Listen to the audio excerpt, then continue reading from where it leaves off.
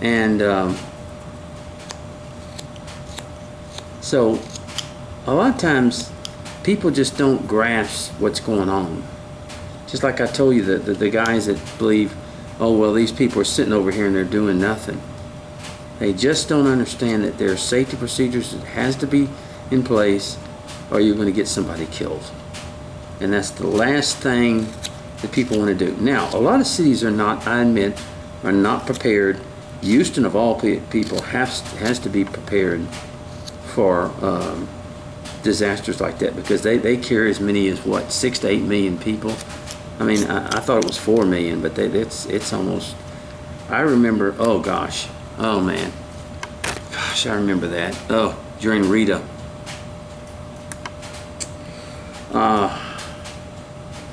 Rita was terrible.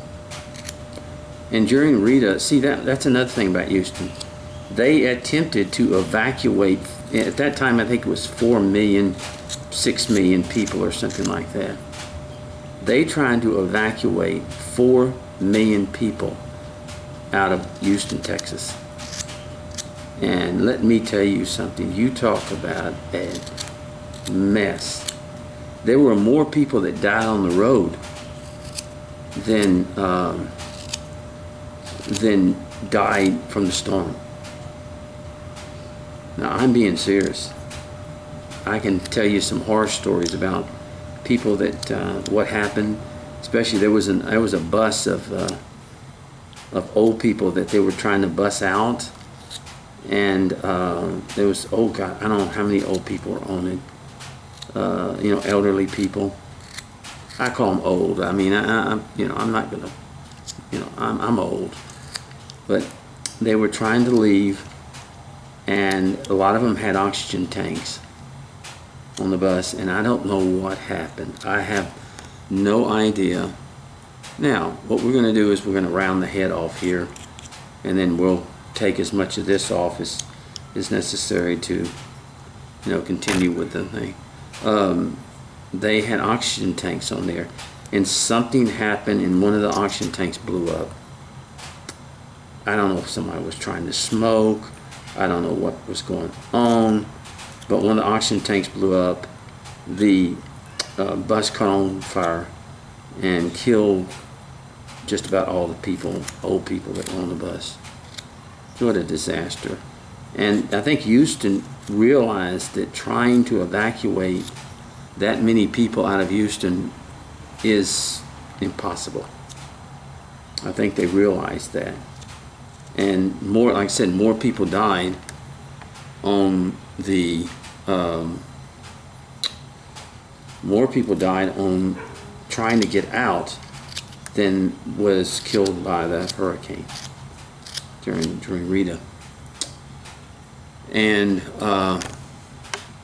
so that was the most tragic event of Hurricane Rita that we saw and had. And of course, by statistics that more people die a lot of times after a hurricane than during a hurricane. They die with generators that are not vented correctly for electricity. They die with trees falling. They're trying to cut trees and trees falling on top of them and all that other stuff. In other words, it's really a very tragic thing after a lot of catastrophes and stuff and that occur. Okay, now we're getting there. We're getting there. We're going to cut some more of this off down here.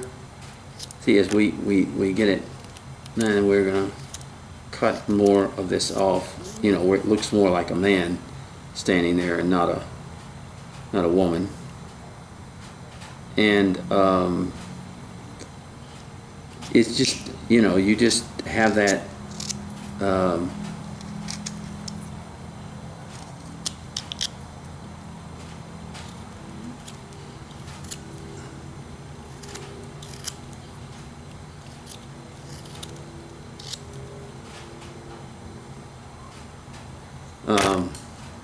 these tragic things happen after a storm. especially trees. People trying to cut trees and they fall out of the trees, and people get electrocuted. They don't know how to. Generators have a very strong thing after that kill people, because people that try to get them. There are people in apartments that will run generators, run outside their apartment.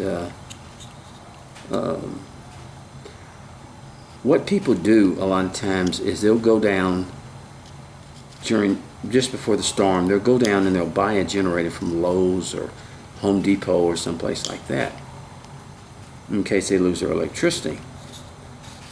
And what they do is they buy them on the intentions that after the storm they return them.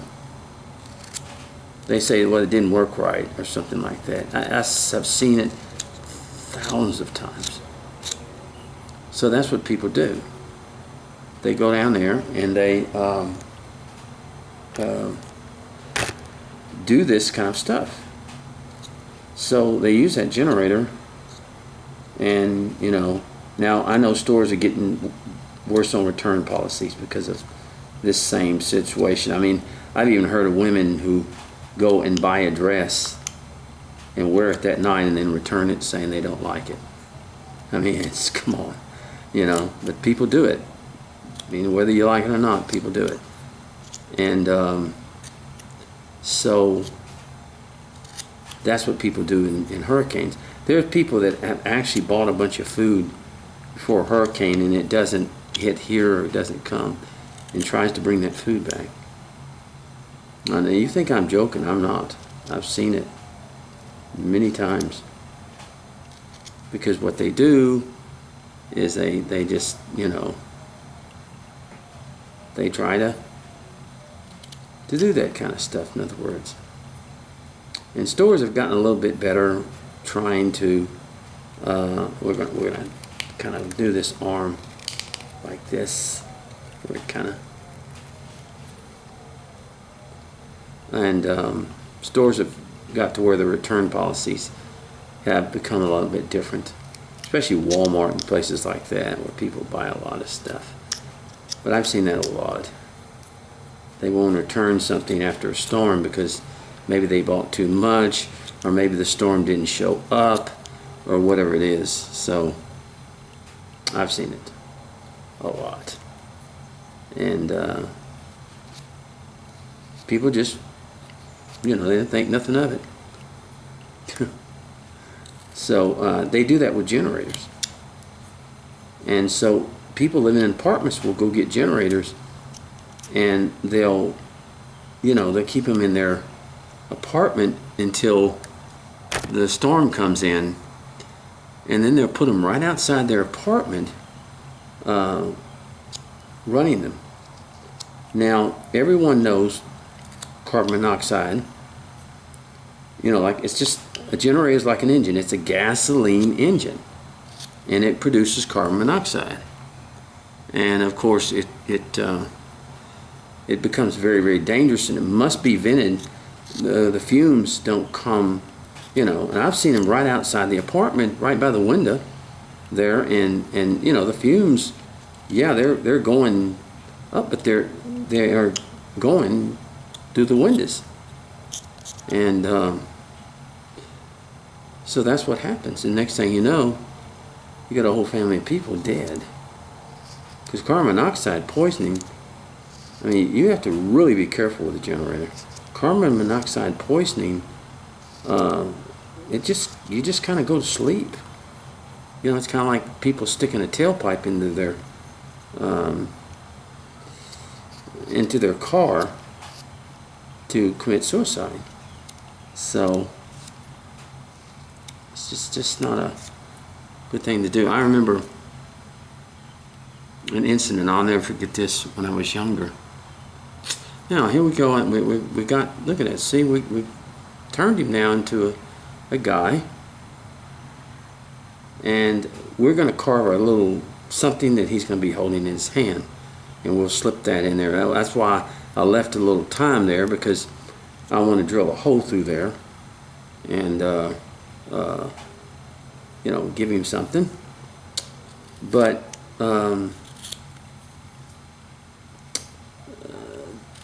there was when I lived many years ago, my neighbor worked for the Jefferson County Sheriff Department, and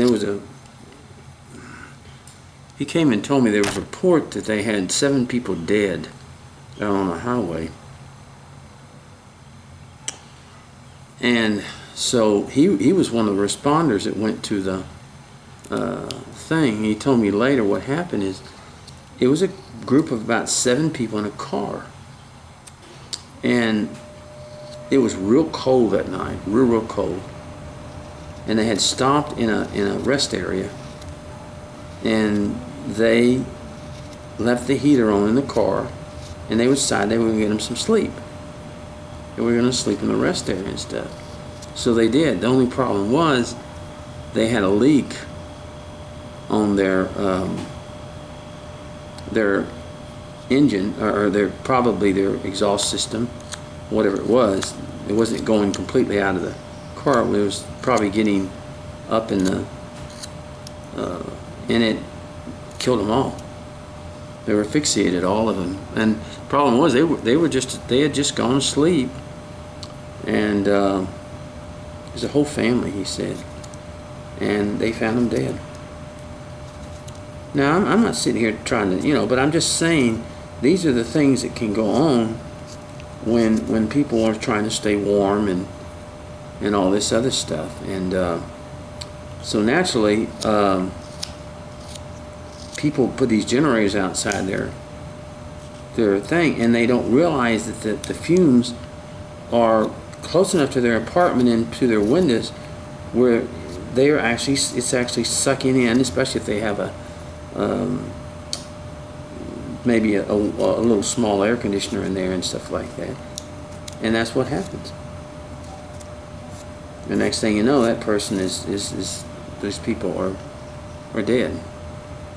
So these are little tragic things that happen. I remember very well, and this wasn't during a hurricane, this was just during a very cold period of time. So when people are trying to get away from the elements, they'll do most anything, especially heat and stuff like that. So that's why they have so many generator deaths after storms. They really do. Because generators, they have a lot of carbon monoxide. And we've had quite a few people die in this area because of that very same thing. Because they think that they can do this. And so anyway, on the lighter side, all right, we've just about got him finished. Well, not finished, but I mean we've got him.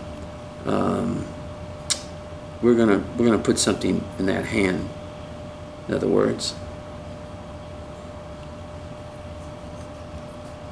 and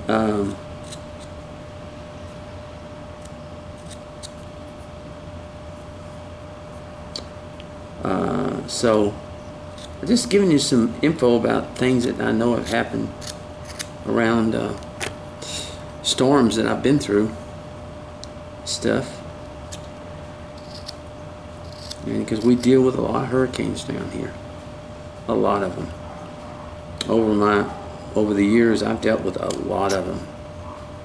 Had to work in a lot of them, and it's a challenging thing. A lot of people go, well, why don't you just move, Gene? Why don't you just move somewhere else? And I guess as a person, I guess I could, but I still have family down here. I have my son in Kentucky, my stepdaughter's down here, and my grandchildren from them are down here and stuff like that. So, and I was born down here, so you're not so adept to just leave. You're just not. Now maybe that sounds stupid, and maybe it is, but you're just not. You just know. The old saying, there's no place like home. Well, in a way, yes, there is. Yeah, it's very, very different. All right, what I'm going to do, all right, here's our little guy. Here he is. You see, I just rounded off the head, basically. That's all I did.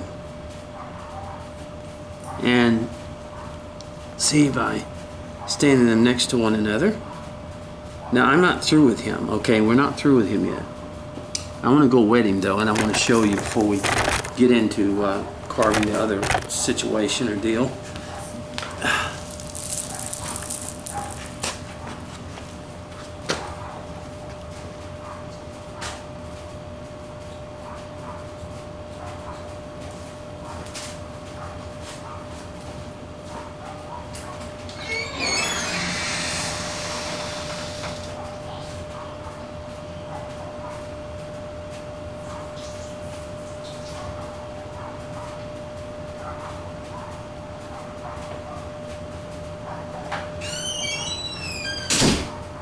Alright. Let's look at it for a minute. Oh, shoot. Alright, let's move. I'm sorry. Here we go.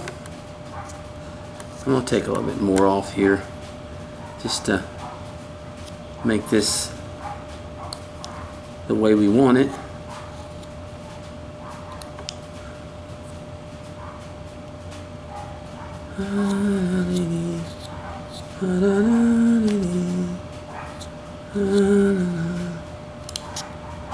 Okay, here's a little bit more. Anyway, there he is until we throw something in his hand to kind of indicate that he's the man, you know, and all that other stuff.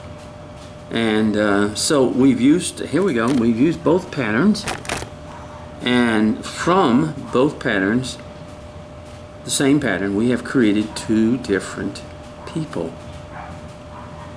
Two totally different people. And, you know, that is just part of it. So anyway, when I come back, we'll work on the little, I'm not sure what I'm going to put in his hand yet. That's why I haven't said what. I don't know yet what I want to put in his hand. Sorry, excuse me. What I want to put in his hand. So anyway, God bless you now. Thank you. And I will come back.